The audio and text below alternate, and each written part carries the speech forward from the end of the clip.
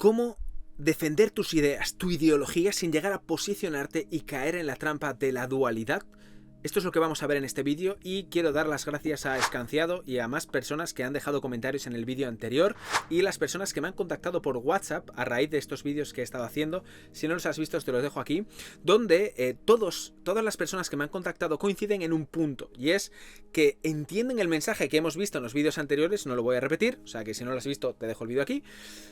Comparten, conectan con el mensaje, pero hay una duda, y esto es muy interesante porque eso permite elevar nuestro nivel de pensamiento a un siguiente nivel. Es muy interesante y por eso agradezco muchísimo este comentario. Dice: muy interesante, he llegado al punto, realmente tiene razón, pero mi duda es ¿cómo vivir sin posicionarte? Creo que hay temas que debes definir tu posición, pero realmente no hay que entrar en lo que comentas tú de defender tu posición de forma férrea. Súper interesante, muchísimas gracias, de verdad, también María, por haberme contactado vía WhatsApp, porque todo esto no es más que un estado de conciencia reflejado en un comentario, y este estado de conciencia está gobernado por la confusión, que vamos a ver a continuación. Fíjate, para querer defender una ideología, una idea, una posición, por definición tiene que haber una contraria. Es decir, si tú quieres defender las ideas de la derecha, por definición tienes que ir en contra en algún nivel de las ideas de la izquierda. Y aquí viene el primer punto esencial que quiero tocar, y es: he dicho que en algún nivel, es decir, siempre, independientemente de que tú defiendas una idea, ya sea derecha, ya sea capitalismo, ya sea comunismo, ya sea machismo, ya sea vacuna, ya sea lo que sea, siempre vas a tender a defenderla de su contrario. Y tú me estás preguntando, la pregunta real es: ¿cómo puedo defender mi idea pero sin aferrarme a ella?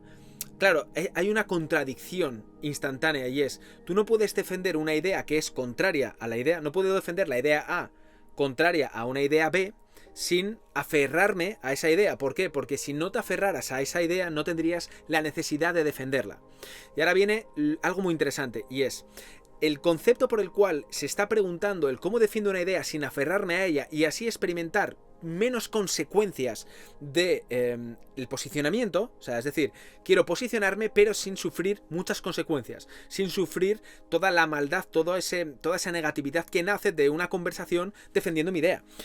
Claro, aquí el error de concepto es entender o querer creer que por tener un grado de sufrimiento menor tenemos que aceptarlo como bueno. Es decir, entender que si yo defiendo una idea pero no me aferro a ella y por ende obtengo un comportamiento y obtengo unas sensaciones menores, de una intensidad menor, es decir, no tengo sed de venganza contra mi hermano, no le quiero atacar tanto, sino que le quiero atacar pero no mucho.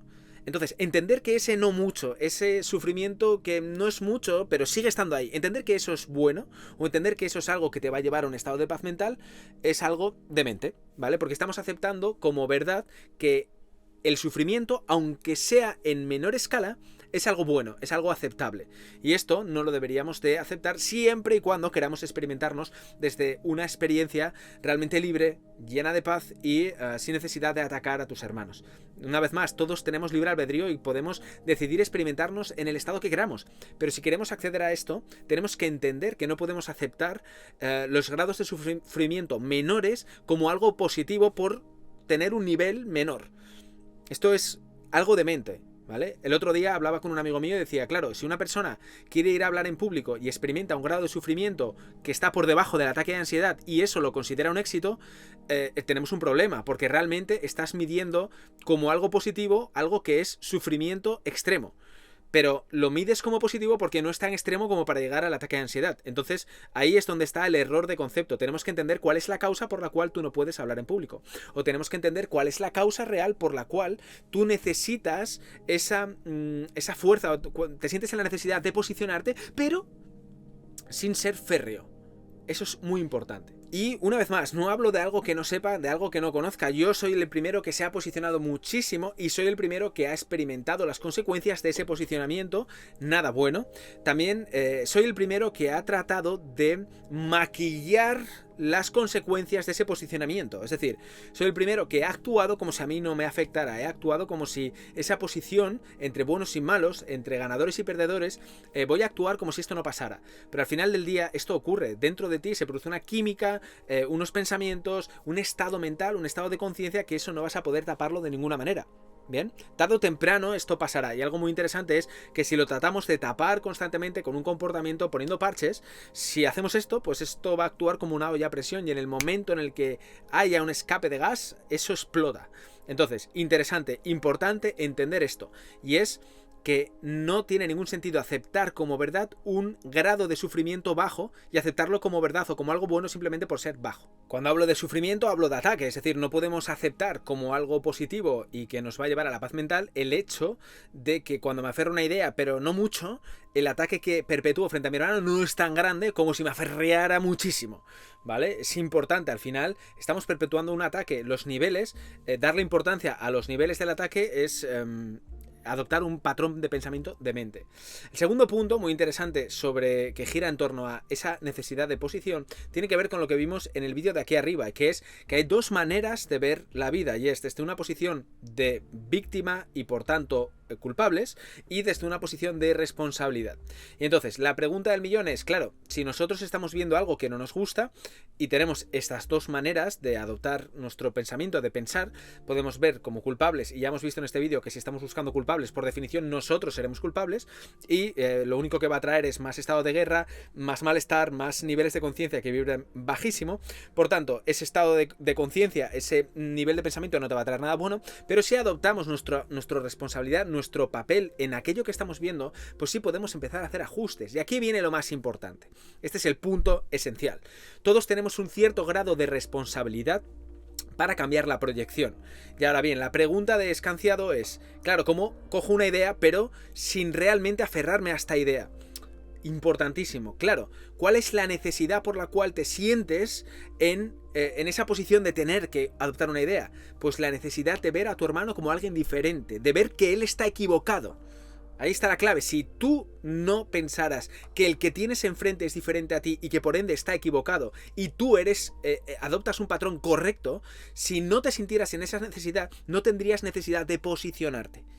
¿Me estoy explicando correctamente? Déjamelo en los comentarios. Es decir, la única razón por la cual te sientes en necesidad de defender una idea frente a su contraria, primero, es porque tú consideras que tu idea es buena en detrimento de la de tu contrario. Por ende, estás aceptando que el estado de guerra ilusorio va a ser real. Porque en este estado de conciencia que estás viviendo, donde tienes que defender tu idea, por supuesto, volvemos a lo mismo. Tú crees que tu idea es buena, pero es que contra el que la defiendes, esa persona cree que tú eres el loco y que su idea es la buena. Entonces, ¿qué pasa? Que en el mundo que tú estás perpetuando, lo que estás haciendo es perpetuar un mundo de ganadores y perdedores, donde tu objetivo va en detrimento del objetivo de tu hermano. Entonces tenemos una vida de competición constante donde solamente hay ganadores y perdedores. Entonces, ¿qué ocurre? Que es imposible tener un objetivo común, tener un propósito común. Es imposible que no salgas de esa necesidad de posicionarte.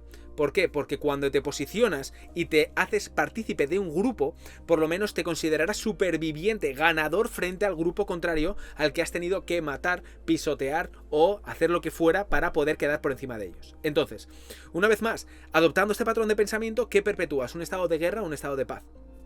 Por definición, un estado de guerra. Entonces, una vez más, ¿quieres experimentarte en un estado de guerra? Adelante, puedes hacerlo, debes hacerlo, si realmente quieres, eres libre. Ahora bien, si una vez más estás aquí y hay cosas que no te encajan, estás constantemente en la carrera de la rata, si ves que estás perpetuando el mismo conflicto pero sobre diferentes ámbitos, si ves que llevas luchando toda la puta vida para conseguir aquello que creías que querías, incluso has tenido la suerte o la mala suerte de conseguirlo y te has sentido igual o más vacío que nunca, si has estado aquí, entonces, por definición, todo lo que has comprado hasta ahora es mentira. ¿Por qué? Porque es imposible experimentar paz cuando estás constantemente reafirmando la guerra, cuando estás constantemente reafirmando la diferencia entre tus iguales. Entonces, queda muy bonito decir que todos somos hermanos, que todos formamos parte de lo mismo, etc.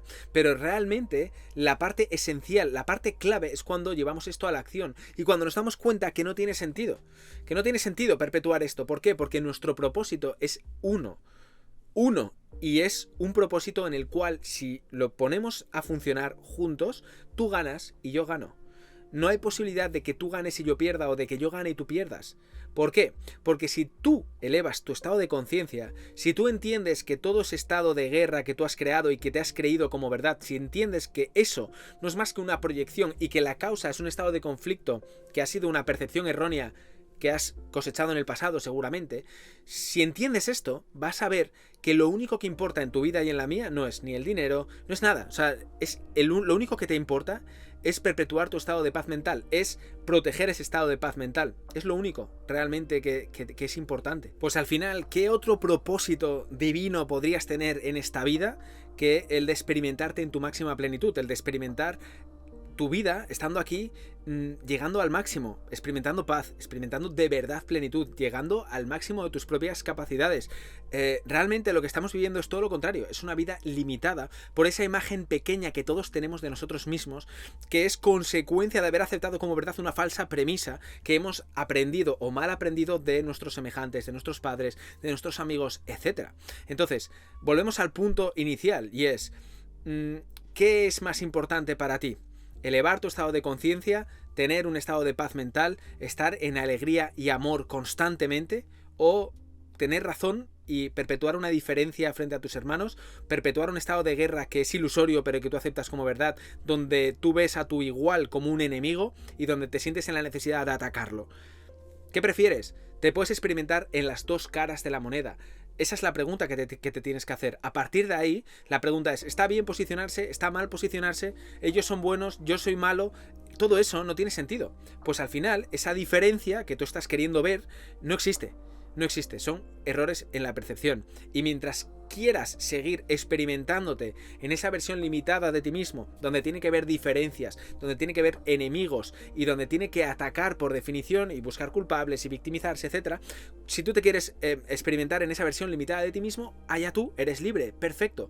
Pero si has llegado a un punto donde ya no hay cosas que encajan, entenderás la no necesidad de posicionarte. ¿Por qué? Porque la posición implica todo lo que acabamos de ver aquí en este vídeo. Así que nada más, espero haberme explicado. De corazón, déjame un comentario, de verdad. Cuanto más comentes, si conectas con ellos, si hay cosas que te chirrían, tira del hilo, pregunta. Tus preguntas son mis preguntas. ¿Qué te crees? Que yo no me he preguntado todo esto, que yo no me estoy preguntando constantemente estas cosas. Por supuesto, no es más que lo que tú tienes en la cabeza, no es más que el reflejo de aquello que yo tengo en mi cabeza. Lo que pasa es que hay muchas preguntas de las cuales probablemente no sea consciente, por eso te animo a que me preguntes, que me escribas, porque de esta manera pues todos podremos elevar nuestro nivel de pensamiento y por definición cambiar nuestra proyección, pues verán como otras muchas personas se verán arrastrados por este nivel de conciencia. Así que nada más, aquí te dejo el próximo vídeo y por supuesto suscríbete a este canal dándole a la campana de notificaciones. Nos vemos aquí.